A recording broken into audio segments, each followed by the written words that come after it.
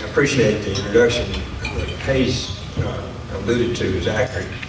My son and my wife are much better speakers now. So you lead with your best, it's like baseball. You lead with your best hitters, so we led with our best hitters.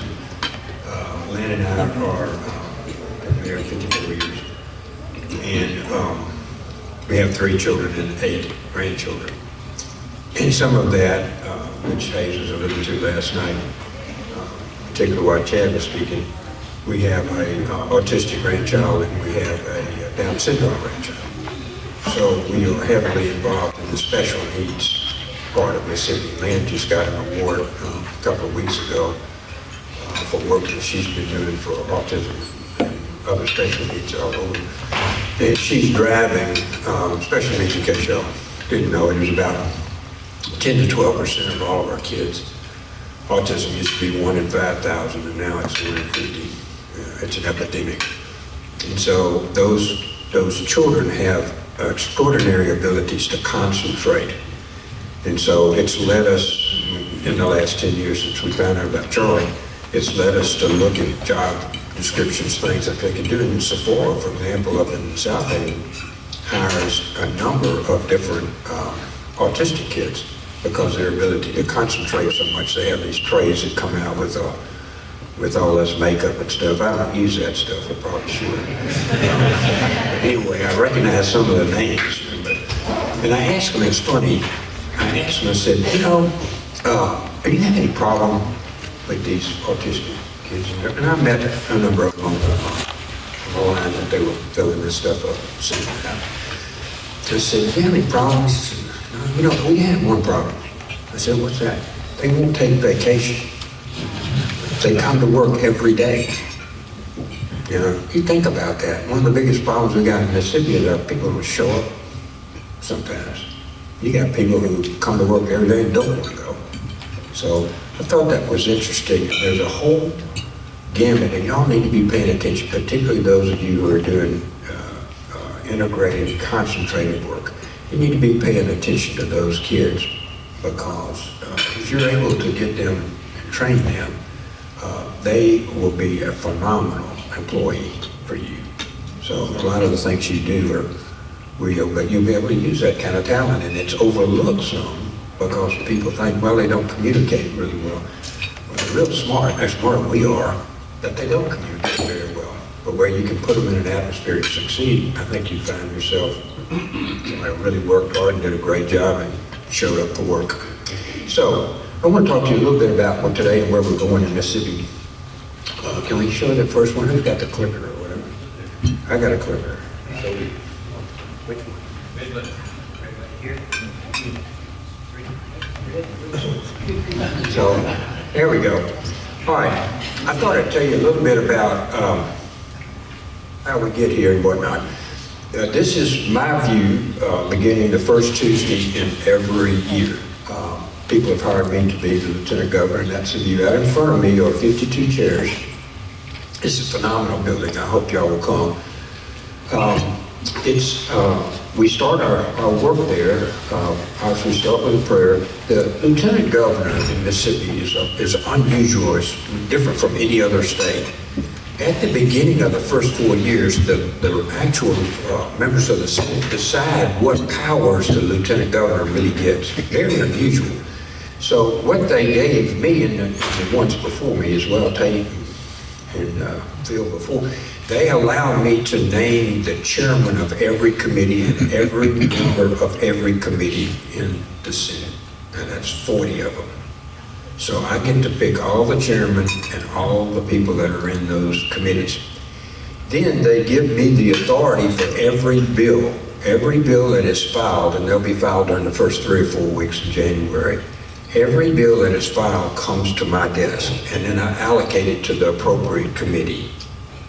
Now, I can't tell you how strong that allows a Lieutenant Governor to be, because basically you can allocate it to some place that it's not going to go, or someplace that it will go.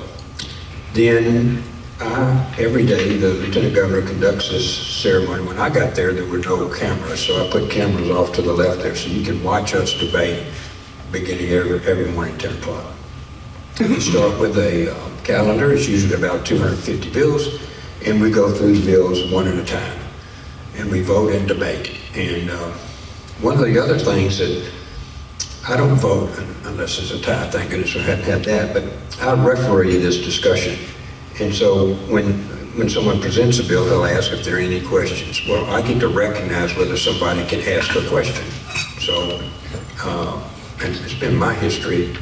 I believe that all these people got elected by about 55,000 people. So I think they ought to be able to speak. So only, I think, once or twice have I not recognized somebody that I was mad at. But other than that, I get along. So, most people talk, and we have large debates, and you're welcome to watch it. We've raised teacher pay raise $297 million. This is the start of a cacophony of things that Mississippi has done in the last 4 years. The people who will work for you have to be educated, and the people who will educate them as teachers. And the system that will provide you your employees and your future and your people who will buy from you and work from you and whatever other that you deal with will come out of public education in Mississippi. 90% of our kids are in public education. If it doesn't succeed, you or me or anybody else won't succeed. So we have raised teacher pay almost $300 million. We have cut taxes, in the income tax we cut $525 million a year. In addition to that, we cut the franchise tax $40 million a year. This year we'll be cutting the grocery tax. When you look at this, at the end of my 8-year term, I'm term limited, but y'all hired me for 8 years, so at the end of that, we will be reducing income taxes and other taxes, business taxes and others, by $1 billion a year. So your tax rate will go down by $1 billion a year. People don't pay attention to this, but I do, and I think it's really important. So far, in the first 5 years, we have paid off $1.2 billion in state debt. At the end of my term, we will have paid off over $2 billion in state debt. That's a little less than half of the state's debt. So why is that important? Well, first of all of you who have debt know how important it is. If you have a credit card, you know how important it is. But as I view long term in this country, we're about $35 trillion in debt. We're going upside down about another $2 trillion this year. None of the presidential candidates of either party discussed the debt. They all discussed a whole bunch of other issues that are prevalent, but nobody discussed the debt. The debt's coming due. $19 trillion going to come due next year. As our United States government starts to face its own economic reality, we're going to have to make sure that we're nimble enough in Mississippi to take care of ourselves. We have a significant inflow of federal dollars. We've been doing that for a number of years. But there's 2 or 3 things that the federal government does: healthcare, military, Social Security. So when the debt gets up, which it is more than the military, they're going to have to start doing something, either printing money or cutting back on something. If they're going to cut back, we need to be in a position that we can absorb those reductions, just like you do in your own business. I'm doing that with malice aforethought. My idea is to have Mississippi as low a debt as possible for my children and my grandchildren and you to operate on. And I think that's really important. People don't talk about it much, but you need to watch the state's debt. We retired the flag this last year. That's the reason that we're getting just an unbelievable amount of new businesses in the state of Mississippi. That flag and the history of it, my great-grandfather fought at the Battle of Vicksburg. I mean, we're all into that stuff. But it was time to do that. A very tight vote. We got about 1 vote in the Senate, and this is a picture of me and Philip Gunn, who runs Archives and History, taking the flags from the Capitol and bringing them. They're historic in nature, and they're Archives and History now. And that's a picture of the new flag, which was voted on by the population, and I think we got over 70% of the vote. We established a commission to do that. But that's one step further in Mississippi, and I want to talk about that in a second. This is something else I did when I was kind of cool. I thought, this is Cat Island. You own Cat Island now. After the BP oil spill, Exxon bought this, and they fixed it all up, cleaned it all up and whatnot. And a lady named B. Stomp had it. And Exxon owned the island. The part that's on the top part there to your right, going up, is the part of the federal government. The rest of it was owned by a family called the Body family. So I got to be friends with B. Stomp, and we went out there, and I said, B, I really want my island back. So I'm just sitting here like I have my island back. No, we're putting this on their 10K, their SK, and all these other Ks they got. This is a picture of us coming back and how we really redone everything. So about every 3 months I call B. She's a big baseball fan, she's a big Houston fan. So we would talk about different things. And, I really need my island back. No, we're going to keep the island. So one day I called her. She said, I said, B, how's it going? Well, I just got a memo. Oil prices had dropped. And she said, I have been told to get rid of all non-producing assets. And I said, that's great. So I said, how much do you want for the island? She said, $13 million. Now, we paid over that for it, and we spent at least that much cleaning it up. But I think we just need to get $13 million for it. I said, perfect, sold. We'll buy it. So I hung up. The only problem with that is I didn't have $13 million. I didn't have any money. I was the Secretary of State. What the hell? So we got to calling around how we were going to raise this money and whatnot. This is true, y'all, and it's the Lord's word. There was $13 million of unused Katrina funds owned by the Corps of Engineers. Mississippi got that island for free, and you own it today. Superior is an interesting place. These guys are from from Colorado, and they're from Florida. They were veterans, and they got a contract to make glasses for veterans. So they said, where are we going to put this place? So they put it in Ocean Springs, Mississippi.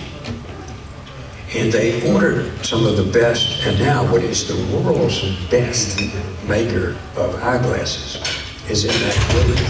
It's mostly German stuff, and they've added on twice in Mississippi. And when I went down and looked at it, it's very integrated. The particles come in, it's ground down to the millisecond or part of it for the lenses, and then it's come out and it's shipped out. Now they're going to be serving 5,000 pairs a day in that building in Ocean Springs, Mississippi. And I asked them, how do you like it here? We love it here. People are great. School system's good. Weather's nice. We get along with everybody. Everybody's been really good to us. This is Aluminum Dynamics. Aluminum Dynamics is the new biggest aluminum mill in the country. All that brown part is being filled in, just about all the whole length of the airport. Tens of thousands of acres under the roof. They'll be making aluminum there. They're smart because they bought all the land around it. When we closed up with them, MDA closed with them, they bought all the land for 7 other sites, all of which they will be leasing to suppliers. So in addition to the aluminum factory, we get 7 suppliers who will be using all of their aluminum. Do y'all recognize that? Down on the coast of Mississippi, we have an airplane. That's it. Skywalker is the name of this thing. The wingspan on that is 263 feet across, almost a full football field. And on top of that is solar batteries. And they just had a flight that they've been working on in the Middle East. It stayed in the air for 22 hours. Just 22 hours. No human is in there. It'd be hard to stay up there for that long. No human in there or anything else. It just simply takes all the pictures that we used to be able to have to send a jet or satellite with. They take all of that. Photography is unbelievable. They're building another one. And we just built their place that they store them down there. Another very innovative Mississippi business. Entergy has provided will provide 2 new energy plants. Those are driven by Amazon. Amazon is going to suck up most all of the energy we got in Mississippi. Both of these factories, the first one is in the Mississippi Delta, that's in Washington County. The second one will be announced shortly by Entergy. They're going to provide enough energy to cover 70% of what Amazon is going to use here. And there will be energy left over. In the future of Mississippi, the person who has the property is very helpful. You'll see that in a second. But the person of the state that has energy will be the successful state. So as many of these as we can, as you know, we have wind in the Delta now. We have solar everywhere, and those are supplementary to this process. These are gas turbines. We are studying and having hearings already on small nuclear reactors. That's where we'll be going. Those will be able to set up right next to anywhere and provide energy to the local level. They're currently being made in South Korea. We want to have them made here in Clayton County. These are the sites in Mississippi that the legislature funded and the governor announced last week. Each one of those sites are where you can build a factory or place in Mississippi. We are setting the protocol here for people to have places to build. And it's just in time and ready to go. Really, anymore requires us to have water, sewer, electricity, graded. I mean, when they say they're ready to go, I mean, they want to show up in the morning with a contractor to build a plant. And that investment, which has been $40 million a year, just met with the governor this week. This year we'll only need to spend about $20 million to finish these out, but you can see how the sites are all located across Mississippi, and we're getting prepared. If we have the energy and we have the workforce, we're going to have more and more people show up here in Mississippi, which is really good. When we started, we were 50th in education. If there were 51 states, we would have been 51. You know, we were not doing well. So that became a real issue for me and for the legislature. I've had great support in doing this. But we started, first of all, the third grade reading gate was there when I got here. We started with K and pre-K. We have 6,000 kids now in public pre-K. 6,000 that are starting their education journey earlier, which is very important. Then we have the third grade reading grade. Then we started something called career coaches, and this was so important, y'all. We have coaches in every one of these schools that get with these kids that are sophomores, juniors, and seniors and ask them, what are you going to do when you graduate? Now, most of them were kind of like me, you know, thing I was mainly interested in, could I get a date for the prom? You know, and a long-term plan, you know, that's about as long as I could see out. These people are moving the needle. We went from 80 to 140 to 160 to 200 of these this year. They're taking those young men and women and saying, what do you want to be? I want to be a nurse. This is the way you do this. This is how you apply. This is a community college. This is a university that has it. This is how you apply for it. They're working through it, and they're becoming like an uncle or an aunt to these kids. And when you talk to them, we're now third, fourth year down. When you talk to those people, they talk about the kids calling back, I got my certificate as a welder. Thank you so much. Just heartwarming stories. We have a lot of single parents in Mississippi. To have these people take an interest in that child, I thought was critical for us to do that. Now we're doing it. This year, we're going to have last dollar tuition-free community college. So we want to take them from pre-K all the way through the community college with guidance as they move forward to the community college, free, tuition-free. There is no barrier. The only barrier is if you're willing to work. If you're willing to work for it. So this is so important to the people that are going to work for you going forward. This is AWS. Y'all have heard a lot about this. You know, they use groundwater. We had to build a whole new groundwater system. There's a guy named Wayne Walker. He and I, he runs this thing. You know, he's hiring all the people out there. They're going to hire between 800 and 1,000 people to work here. If you go out there, as I do, just for fun to see how much they can build. They've cleared about, I don't know, several hundred acres, and there's stuff going up everywhere. There's 14 of these 4 or 5 story buildings going up there. Then another place down on County Line Road that is going up, and they are a phenomenal asset for the state. When they came to us after the negotiations that Governor Reeves did, they're going to invest somewhere around $25 billion there. And their entire incentive package was $42 million. Of that, $16 million was for training. So basically, we have no money in this. And they're putting up $25 billion and hiring 1,000 people. What's also very important for this, I don't know whether y'all would know this, and stopped and talking with Mr. Walker about it. I said, how are you doing? And you're building, you're investing $25 billion, you're hiring all these people. How is your leasing, how's your business model coming? Because you got to pay for that. They are 100% leased. They have no more capacity. They haven't finished yet.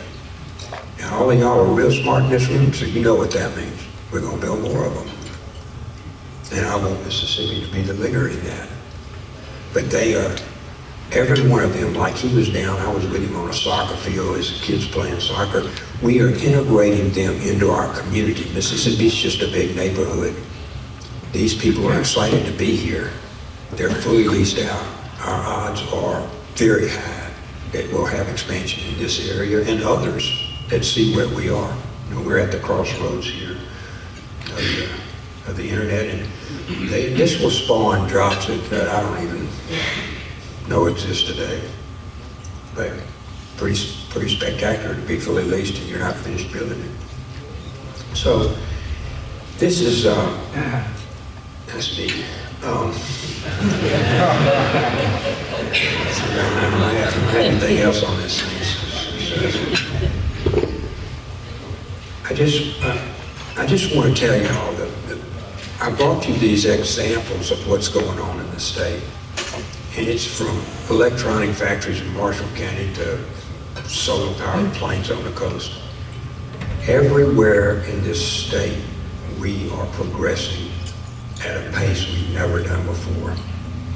This state has never cut taxes, paid off debt, paid its teachers, emphasized education. It's never been this way since 1817. We've never had it like this. There is a new spirit here. I feel it. I'll be eating the Delta today. I'll be in Tupelo tomorrow. There's a new spirit here. A spirit that we can compete, that we can be successful.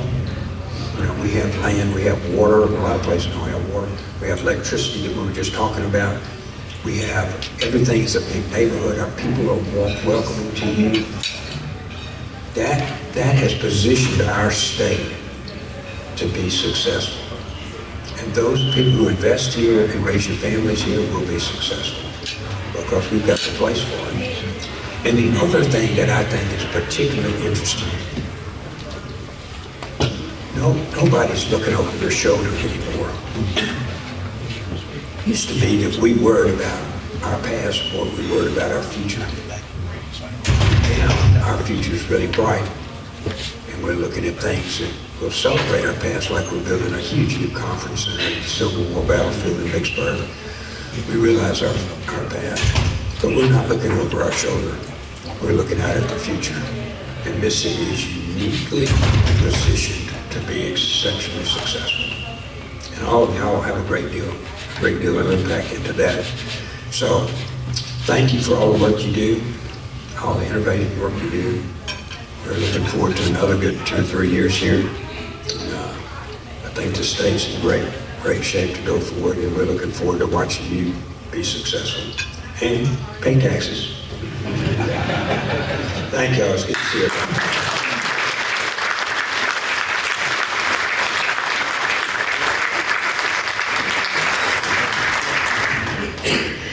If we could ask Lieutenant Governor to stay on stage. I also want to invite Hayes Dent to come back, and our board chairman for Innovating Mississippi, George Gibbard, to come up on stage, please.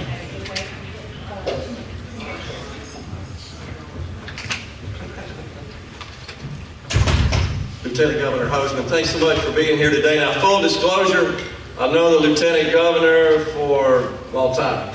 Was my original corporate attorney when I founded Venture Technologies back in 1985. The Lieutenant Governor started working with us. So I probably worked, I think, more with him and known you longer than anybody in the Capitol, the way I figured. So we're pleased to have you with us today, and we wanted to present to you, Lieutenant Governor, this a little token of our appreciation. And I'll just read it to you. It says, 2024 Mississippi Champion of Innovation, thank you for your unwavering commitment to Mississippi's startup ecosystem and entrepreneurial landscape, creating lasting benefits for the citizens of our great state. Thank you.